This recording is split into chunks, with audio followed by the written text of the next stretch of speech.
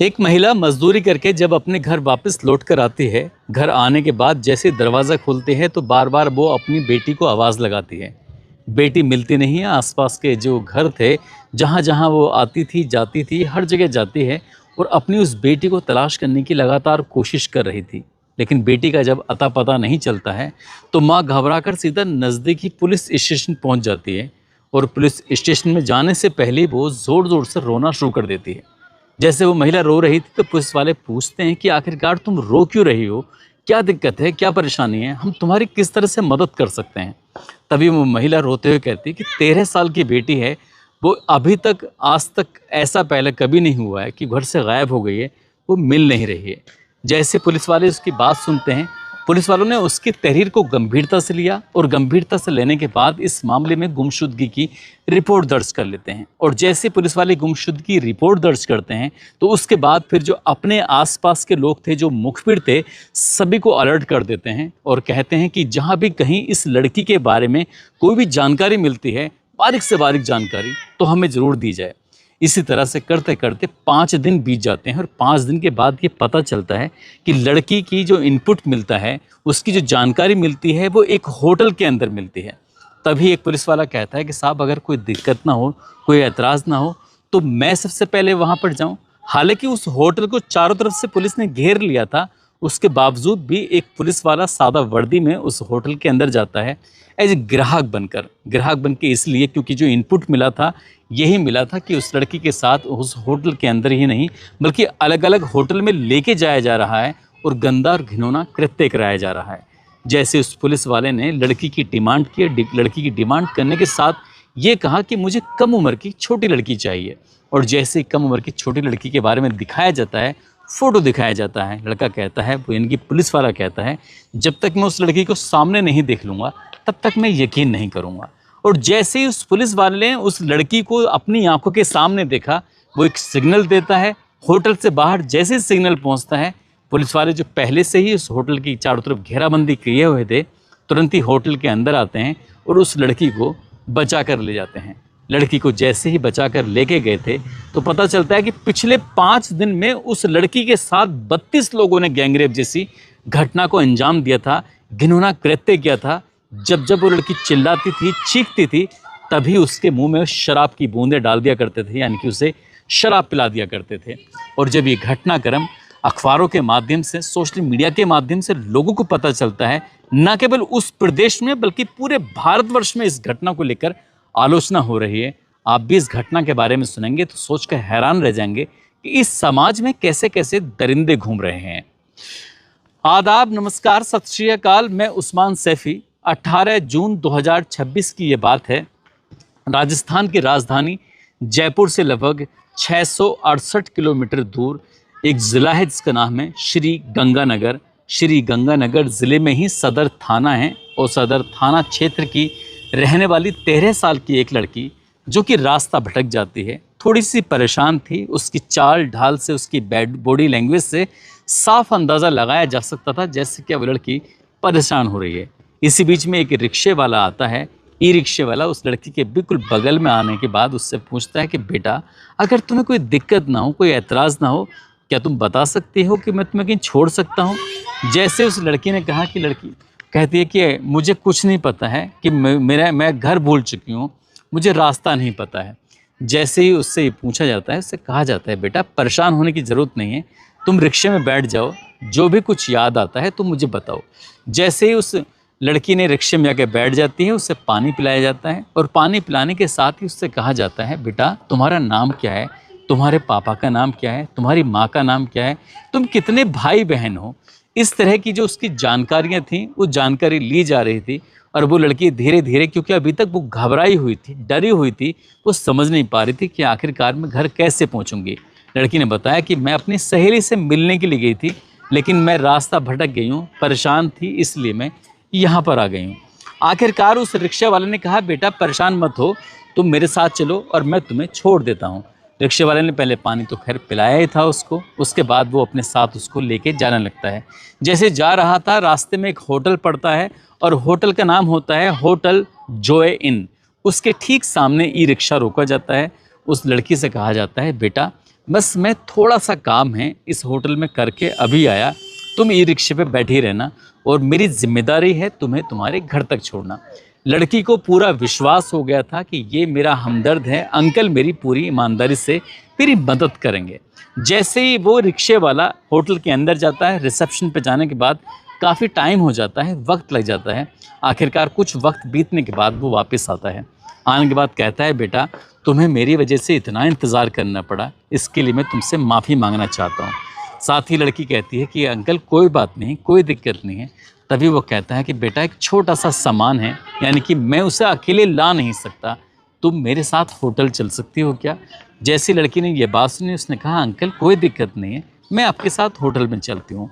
जैसे ही लड़की उस आदमी के साथ, उस ई रिक्शे वाले के साथ होटल के अंदर प्रवेश करती है, तभी पता चलता है कि लड़की को एक जगह बिठा दिया जाता है और वो रिक्शे वाला जो होता है मौका पाते वहाँ से बाहर आ जाता है।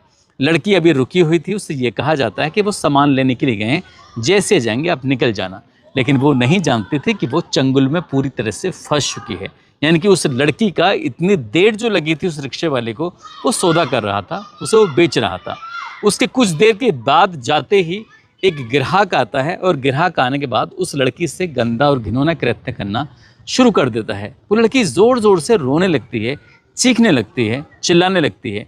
जैसी रो रही थी, चीख रही थी, चिल्ला रही थी, उस लड़की को डराया जाता है, धमकाया जाता है, कहा जाता है कि अगर तुमने चीखने चिल्लाने की कोशिश की तो फिर तुम्हारा अंजाम अच्छा नहीं होगा।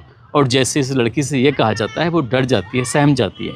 उसे लग रहा था कि शायद ये एक आदमी है, उससे थोड़ी देर बात करेगा, वो बात नहीं करता बल्कि उसके साथ गंदा काम करता है। गंदा काम करने के बाद वो चला जाता है, फिर दूसरा आता है, फिर तीसरा आता है, फिर चौथा आता है, फिर पाँचवा आता है, छठा आता है। इस तरह से करते करते उस लड़की के साथ 6 लोगों ने गंदा और घिनौना कृत्य किया। वो रात तो किसी तरह गुजर जाती है, उसे लग रहा था कि शायद अगला दिन आएगा और उसकी जान बच जाएगी। लेकिन अगला दिन आने के बाद अब ये होटल बदल जाता है। उस लड़की को दूसरे होटल में शिफ्ट कर दिया जाता है और दूसरे होटल में शिफ्ट करने के बाद फिर से नए ग्राहक आते हैं और नए ग्राहक आने के बाद उस लड़की के साथ वैसा ही गंदा और घिनौना कृत्य कर रहे थे जैसे कि उससे पहले दिन उसके साथ ऐसा होता है।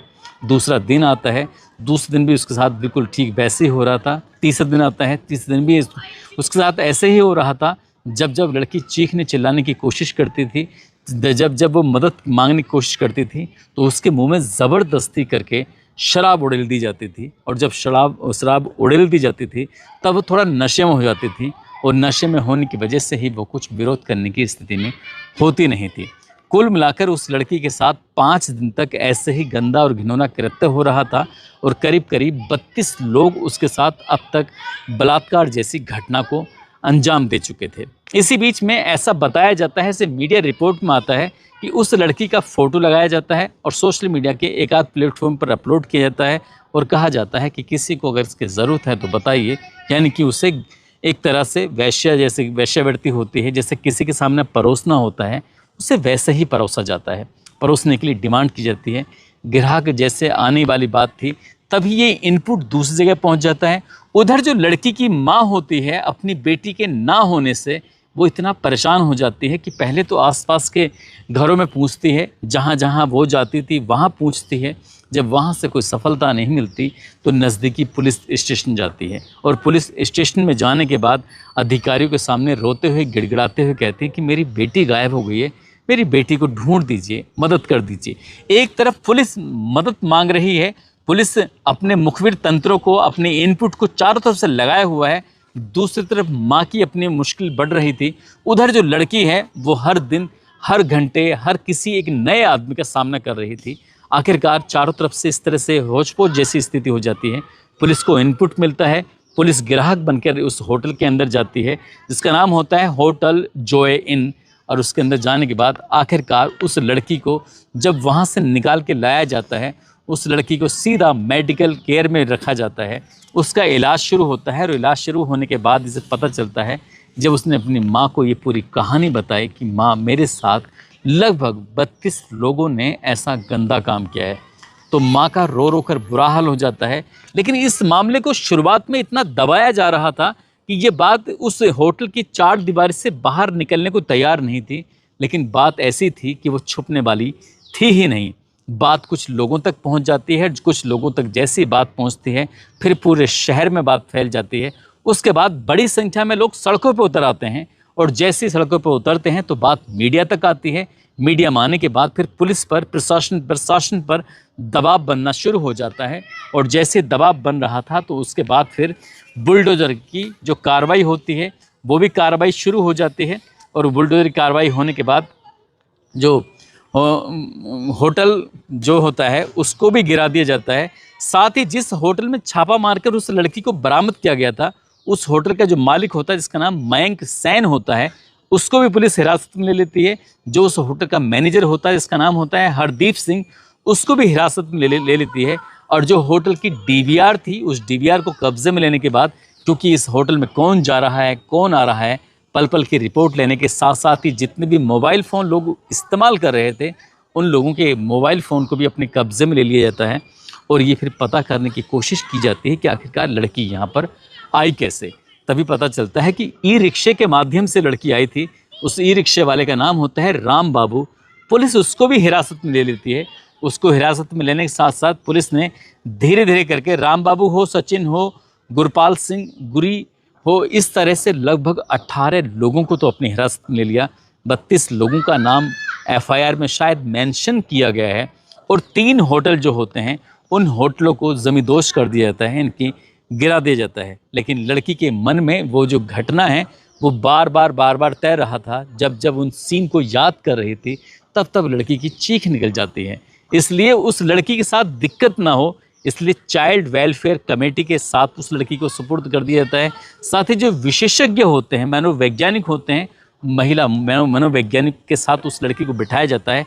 उसकी काउंसलिंग कराई जाती है। काउंसलिंग इसलिए कराई जाती है ताकि उसके दिमाग में जो गलत चीज़ें हैं वो बाहर निकल जाएं। इसके साथ ही एसआईटी का गठन किया जाता है।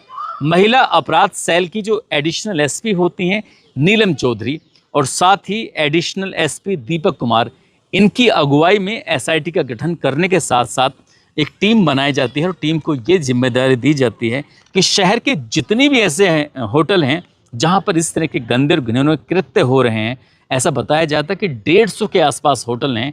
150 में से सिर्फ 40 ही होटल ऐसे हैं जहां पर वो लीगल तरीके से चल रहे हैं। बाकी जो नॉर्म्स होते हैं उन नॉर्म्स का, उन नियमों का पालन ही नहीं कर रहे हैं। इसलिए ऐसे होटलों को भी चिन्हित किया जा रहा है। साथ ही उस लड़की से जितने लोगों ने गलत काम किया है उनको भी ढूंढने का प्रयास किया जा रहा है। जब ये घटनाक्रम लगातार वायरल हो रहा था तब लोगों को गुस्सा आ रहा था। गुस्सा इस बात पर आ रहा था कि आखिरकार ऐसा क्यों।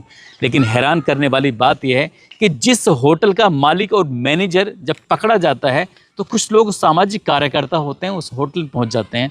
होटल में जाने के बाद उससे पूछते हैं, उस होटल के मालिक से और मैनेजर से, कि तुम्हारे भी अपने बच्चे हैं कि नहीं हैं। वो कहते हैं कि हाँ हैं। क्या तुम्हारी कोई बेटी है कि नहीं है। वो कहते हैं कि है। अगर बेटी है तो इन ग्राहकों को तुमने अपनी बेटी क्यों नहीं सौंपी, इस गरीब की बेटी क्यों सौंपी। जब ये बात कही जाती है तो होटल का मालिक और मैनेजर कहता है कि आप हमसे इस तरह से बात नहीं कर सकते। जब बात खुद पर आई तो उन्हें बहुत ज़्यादा बुरा लगा। बात एक गरीब बेटे की हो रही थी तब उन्हें बिल्कुल भी बुरा नहीं लग रहा था। सिर्फ वहाँ दिखाई दे रहे थे तो पैसे दिखाई दे रहे थे। आगे पुलिस क्या कार्रवाई करेगी क्या नहीं करेगी ये तो खैर भविष्य के गर्भ में छिपा है। लेकिन जिस तरह से उस लड़की के साथ ये घिनौना और गंदा कृत्य हुआ है, इस तरह की बात बता रहे हैं लोग कि इन होटलों के अंदर पहले से भी इस तरह के काम होते रहे हैं। अगर पुलिस ने समय के रहते, वक्त के रहते अगर इन होटलों पर कार्रवाई की होती तो शायद ये घटना कभी नहीं होती और ना ये कहानी आप तक पहुंची होती। दोस्तों, इस पूरे घटनाक्रम को सुनाने का उद्देश्य किसी को परेशान करना नहीं है, किसी का दिल दुखाना नहीं है, बल्कि आपको जागरूक करना है, आपको सचेत करना है। खासकर उन बच्चियों को, उन लड़कियों को, उन महिलाओं को बताना है कि किसी भी अनजान शख्स के सामने जाने के बाद ना तो अपनी कमज़ोरी वाली बातें करें, ना उन्हें ये दिखाने की, ये जताने की कोशिश करें कि वो कितनी मुसीबत में है। क्योंकि जब जब कोई बच्ची, कोई महिला, कोई ऐसी औरत होती है, जब वो तकलीफ़ में होती है, परेशानी में होती है, तो जो उसके आसपास मनुष्य, मतलब आदमी का आभामंडल होता है, बस उसका फ़ायदा उठाने की कोशिश करता है। यही कारण था इस बच्ची के साथ जो उसका फ़ायदा उठाने की कोशिश की जा रही थी।